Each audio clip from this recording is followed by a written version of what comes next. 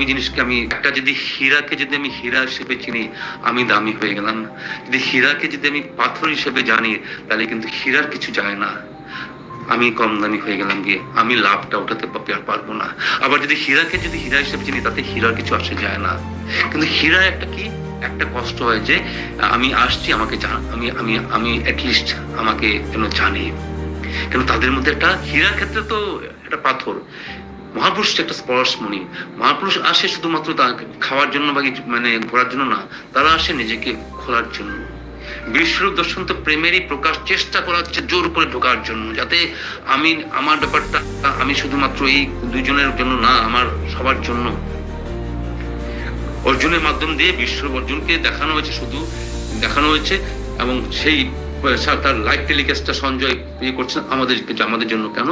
যে আমি দামি জিনিস, আমাকে তুমি একটু বোঝো, তাতে কি হবে, অবজ্ঞাটা তো কমবে, আর তুমিও দামি হবে, তুমিও দামি হবে, তোমার জীবনের মধ্যে পরিবর্তন আসবে। এই জন্য একটু দৃষ্টিটাকে স্বচ্ছ হোক, দৃষ্টিটার মধ্যে সাংসারিক দৃষ্টি হলে সাংসারিক, সংসার মানে কি, সংসার মানে ছোট জিনিস, সংসার মানে নিম্ন চিন্তা, নিম্ন মানের ব্যাপার, মানে তুমি আমি তুমি এর মধ্যেই ঘোরাফেরা।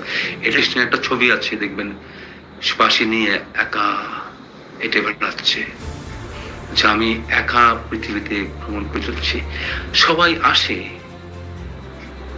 আমার কোম্পানি দেওয়ার জন্য, কিছু সময় আসে, বেশি সময় থাকতে পারে না, বেশি দিন থাকতে পারে না।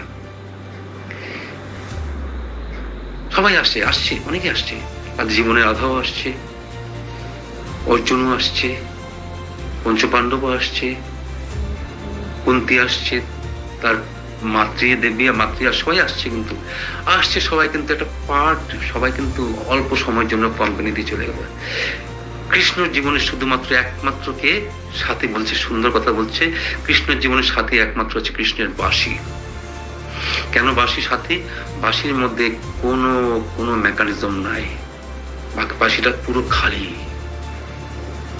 কৃষ্ণ চায় কখন আমার সাথী হতে, সাথী হওয়ার একটাই কন্ডিশন, পার্মানেন্ট সাথী, লাইফ টাইম কম্পেনিয়ন, যে খালি হবে। তাই কৃষ্ণ যেমন ইচ্ছা, যেমন চায় তেমন বাজাতে পারে। এমন খালি হলেই দেখবেন বাঁশি এমন একটা ইনস্ট্রুমেন্ট, সবচেয়ে সুরেলা ইনস্ট্রুমেন্ট।